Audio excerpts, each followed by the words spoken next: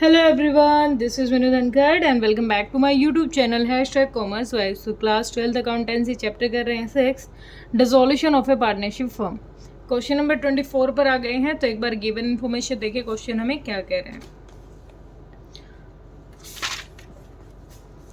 PQR were partners in a firm sharing profit in the ratio of 1:2:2. Their balance sheet as 31st March 2022 was followed. Balance sheet दे रखी है इधर. Partners agree कर रहे हैं, ये डिफरेंट टर्म की हमें यहाँ पर ट्रांजेक्शन इन्फॉर्मेशन दे रखी है. तो हमें करना है you are required to prepare the necessary account. ठीक है, अब मैं रीडिंग में टाइम ख़राब नहीं करूँगी, डायरेक्ट आप अपनी बुक को रखें साइड में और साथ के साथ करें अपने क्वेश्चन. ठीक है, तो सबसे पहले क्वेश्चन ने क्या कह रखा है. सबसे पहले हम लायबिलिटी और एसेट साइड जो अपनी बैलेंस शीट में दे रखे हैं उनको करते हैं सेटल, उनको ट्रांसफ़र करते हैं. तो सबसे पहले लायबिलिटी क्या क्या है, बाय क्रेडिटर्स. कितने हैं अपने क्रेडिटर्स, 2,10,000 की. सेकंड दे रखा है bank overdraft, by bank overdraft 50,000. क्याउज लोन, क्याउ क्या है, पार्टनर है, थर्ड पार्टी नहीं है, तो यहाँ नहीं दिखाएंगे. क्यों के लिए अलग लोन बना रखा है, तो इसका बैलेंस लिख लेते हैं बाय बैलेंस BD. कितना है इसका, 40,000 इसका लोन है, लायबिलिटी है. कैपिटल दे रखी है 1 लाख 2 लाख 2 लाख. ओपनिंग कैपिटल अपनी by balance BD 1 lakh 2 lakh 2 lakh. Liability side होगी, ठीक है.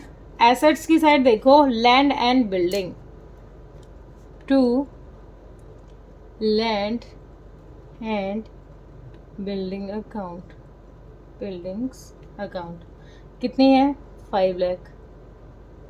नेक्स्ट दे रखा है अपना office equipment, to office equipment 8,000.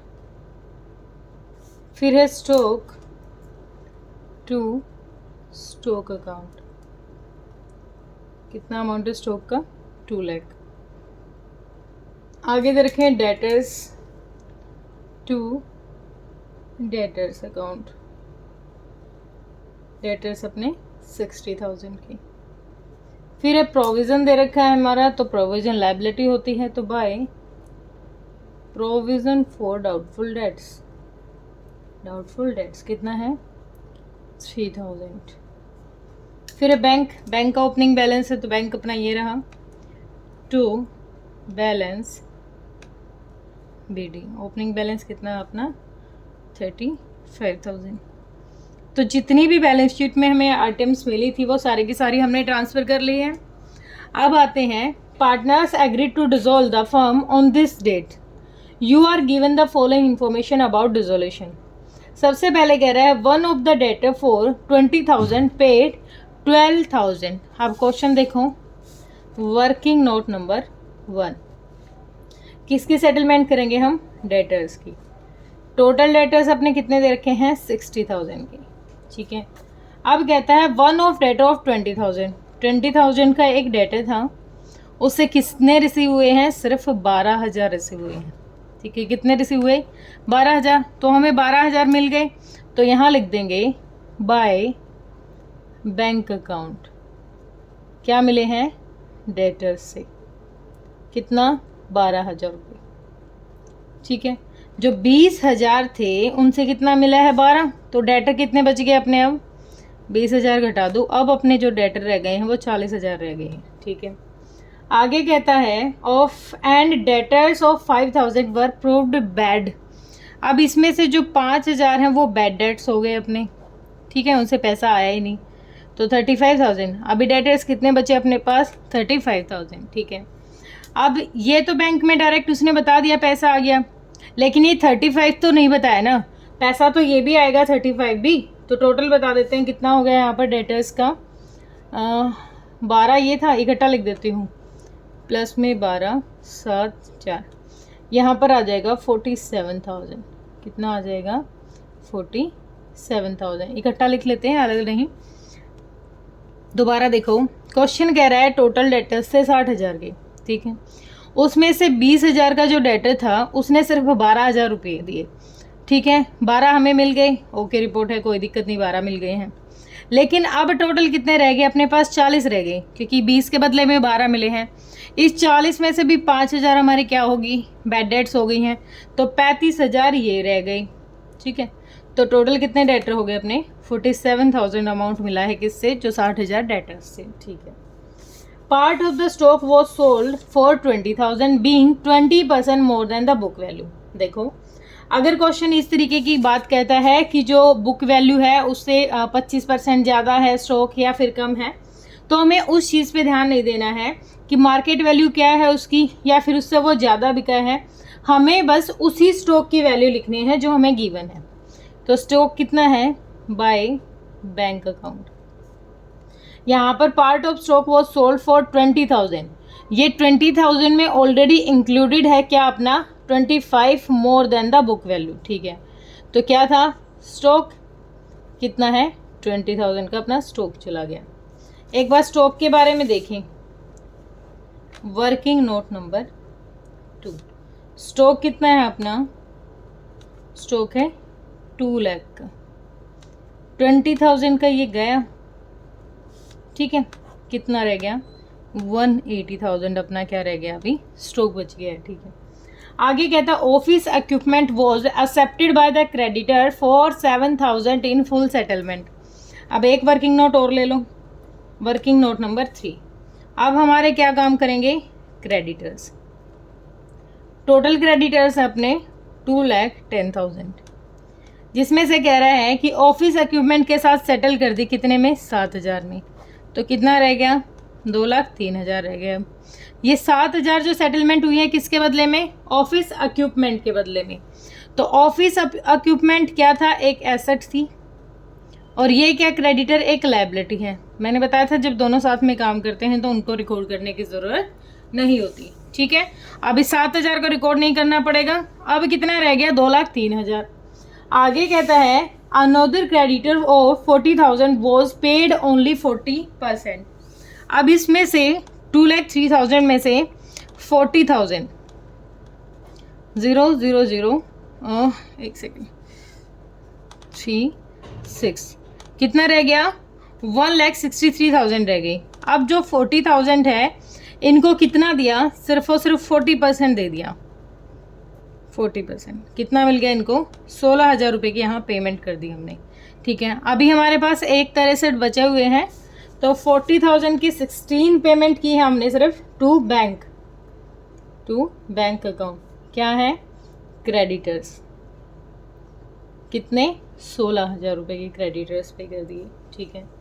आगे कहता है 40% in full settlement of his account and remaining creditors accept remaining stock in full settlement of their account. देखो क्या बचा हुआ था? स्टॉक बचा हुआ है 1,80,000 का। क्या है ये? एक एसेट है। 1,63 की क्या है? क्रेडिटर्स, ये लायबिलिटी है। अब जो 1,63 था इसकी किसके साथ सेटलमेंट कर दी? स्टॉक के साथ। तो ना तो इसको रिकॉर्ड करने की ज़रूरत है ना इसको रिकॉर्ड करने की ज़रूरत है। जैसे ऊपर वाले में बताया था ना, जो 7,000 की ऑफिस इक्विपमेंट के साथ की थी, ऐसे ही इसमें हो जाएगा, ठीक है। तो अब सिर्फ कितना रिकॉर्ड किया? 20,000 रुपये तो हमने स्टॉक रिकॉर्ड किया था, और इस 40 का 40% जो पेमेंट किया है 16,000 की, वो रिकॉर्ड किया है, ठीक है। आगे कहता है an unrecorded asset of 20,000 was handed over to an unrecorded liability of 15,000 in full settlement, ठीक है। एक बार इसको और बता देती हूँ, वर्किंग नोट नंबर 4। देखो, एक अनरिकॉर्डेड क्या है? लायबिलिटी है, और एक अनरिकॉर्डेड क्या है? एसेट है। एक अनरिकॉर्डेड एसेट थी 20,000 की, उसके साथ सेटलमेंट कर दी 15,000 की लायबिलिटी के साथ। ये भी अनरिकॉर्डेड, ये भी अनरिकॉर्डेड। अनरिकॉर्डेड लायबिलिटी की पेमेंट करनी पड़ जाए तो हम यहाँ पेमेंट दिखाते हैं कि इतनी पेमेंट की, लेकिन हम इसको रिकॉर्ड नहीं करते। अनरिकॉर्डेड लायबिलिटी और अनरिकॉर्डेड एसेट को रिकॉर्ड नहीं किया जाता। लेकिन अगर लायबिलिटी पे की है कोई अनरिकॉर्डेड, तो पैसा गया है, ठीक है, पैसा गया है वो हम रिकॉर्ड करेंगे टू बैंक। कोई अनरिकॉर्डेड एसेट थी, रिकॉर्ड नहीं थी वो, और उससे अमाउंट आ गया, उसको करते हैं हम रिकॉर्ड। ठीक है, पैसा आ गया, फायदा है। अब देखो 15,000 की एक लायबिलिटी थी और 20,000 की अनरिकॉर्डेड एसेट थी, दोनों की सेटलमेंट कर दी हमने आपस में, एक लायबिलिटी एक एसेट, तो किसी भी तरीके की कोई ट्रांजेक्शन नहीं होगी। ठीक है, किसी भी एसेट के साथ किसी लायबिलिटी को सेटल किया जाता है तो उसकी हम कोई भी एंट्री नहीं दिखाएंगे। क्लियर है? उसके बाद देखो land and building were sold at A loss of 20%। अब लैंड बिल्डिंग कितने की थी अपनी? लैंड बिल्डिंग है अपनी 5 लाख रुपए की, 20% लेस, इसका मतलब सिर्फ 80%, कितना हो जाएगा? 4 लाख। 4 लाख की क्या बिक गई अपनी? लैंड और बिल्डिंग बाय बैंक अकाउंट। कितना क्या है? लैंड एंड बिल्डिंग 4 लाख रुपए। आगे देखो, आगे दे रखा है क्यूज लोन वो settle by payment of 30,000। Q का लोन था कितने का? 40,000 को, इसके कितने दे दिए? इसको सेटल कर दिया 30,000 दे के टू बैंक अकाउंट, 30,000 रुपये दे दिए। ठीक है, 30,000 दे के इसको सेटल किया है, तो इसका बैलेंसिंग फिगर निकालो। 40,000 ये, 40,000 ये, तो अब ये जो बैलेंसिंग फिगर करके 10,000 रुपये आ रहा है, ये क्या है?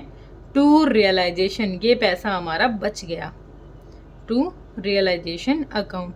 रियलाइजेशन किसकी वजह से क्रेडिट हुआ है? क्यू की वजह से, तो बाय क्यूज लोन अकाउंट। कितना? 10,000 रुपये। आ गया समझ में? अगर उसको 40 देने थे और 30 ही दिए हैं तो 10,000 रुपये हमारे बच गए हैं। इसको बैलेंसिंग फिगर करके निकाला तो यहाँ सेटल हो गया।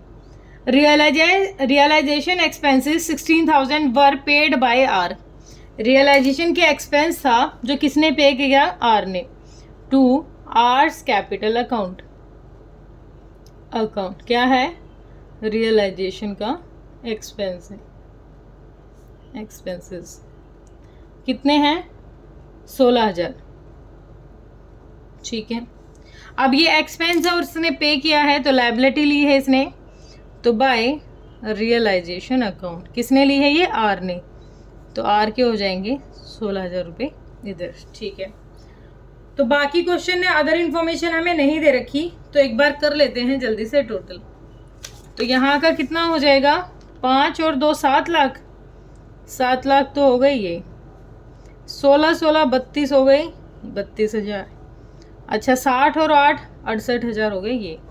ठीक है, 5 2 7 8 68 16 16 32। ठीक है, 8 2 10 6 3 9 और 1 10 और 1 8, 8 लाख हो गए इधर। ठीक है, हो गया, तो स्किप कर दिया मैंने। एक लायबिलिटी बैंक ओवरड्राफ्ट की है, इसको तो पे ही नहीं किया, टू बैंक अकाउंट ओवरड्राफ्ट कितना है? 50,000 का।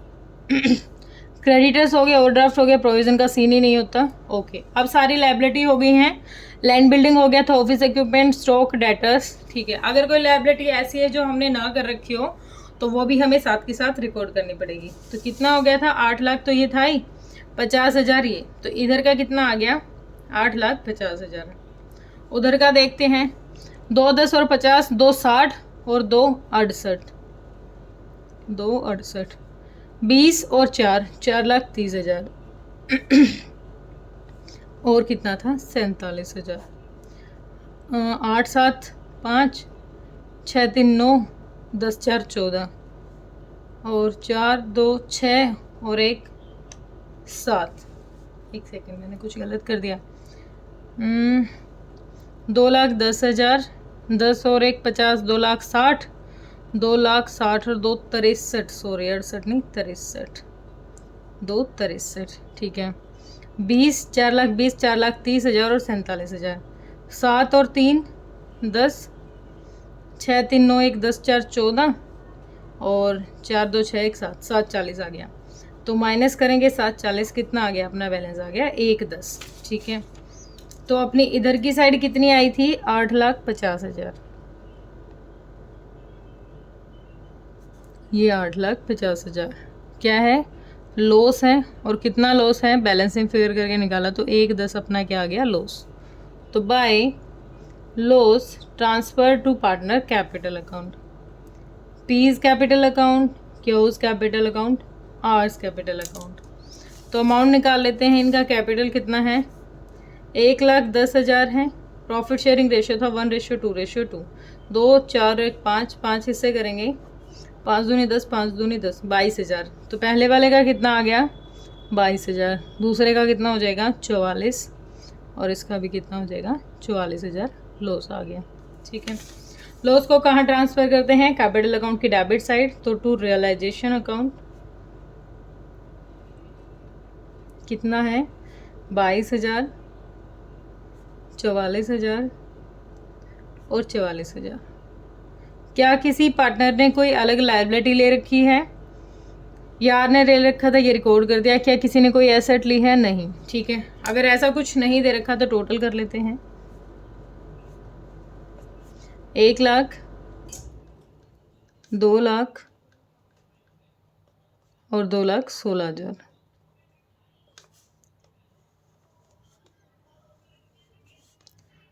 1,00,000,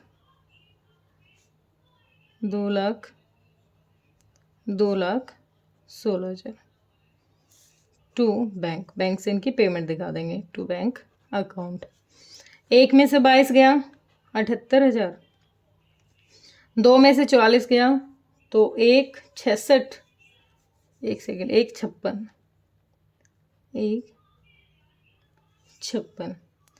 और 2,16 में से 44 गया तो 56 में 20 और बढ़ा दो, कितना, 20 नहीं 16 है ना, तो ये आ गया 1,72। ठीक है, ये क्या करेंगे हम, पेमेंट दिखा देंगे। तो बाय पीज कैपिटल अकाउंट,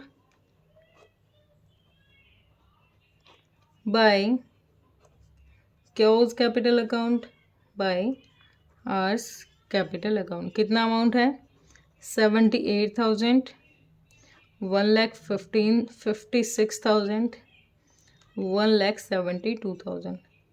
ठीक है, उसके बाद 30,000 रुपये यहाँ बैंक हुआ था डेबिट बाय, क्या था ये, क्यूज लोन अकाउंट।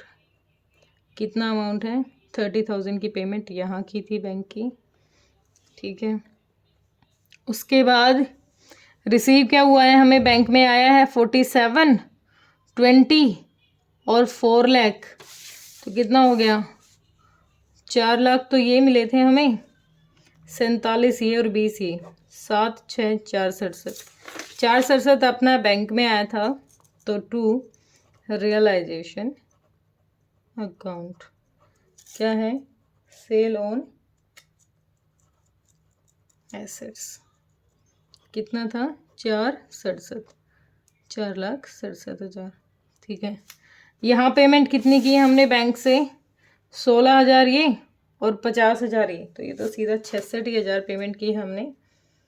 कितना हो जाएगा, by realisation account, realisation account. कितनी पेमेंट की है, 50 और 16, 66,000, 66,000। कोई अदर इन्फॉर्मेशन नहीं है तो टोटल करो यहाँ तक का, 467 और 35, 7 5 12 0 5, 5,02,000 आ गया इधर का, 5,02,000। इधर का कितना हो जाएगा, 30 और 66 96, 1,72, 1,56 और 78, 8 6 14, 16 6 2, 9 2 11, 11 और 7 19, 19 और 5 24 और 24, 1 सेकेंड, 6 12, हाँ 22 हो गया, 2 हो गए, 9 9 18, 18 और 23 0 3 3 2 5, 5,02,000। ये भी आ गया अपना एक ओके रिपोर्ट, बिल्कुल 5,02,000। ठीक है, क्वेश्चन हुआ अपना पूरा। जनरल एंट्री हमसे मांग नहीं रखी थी, तो वर्किंग नोट जैसे मैंने बनाया ना, ऐसे वर्किंग नोट आप सारे क्लियरली दिखाओगे, वरना क्वेश्चन में भूल जाओ, नंबर आएंगे।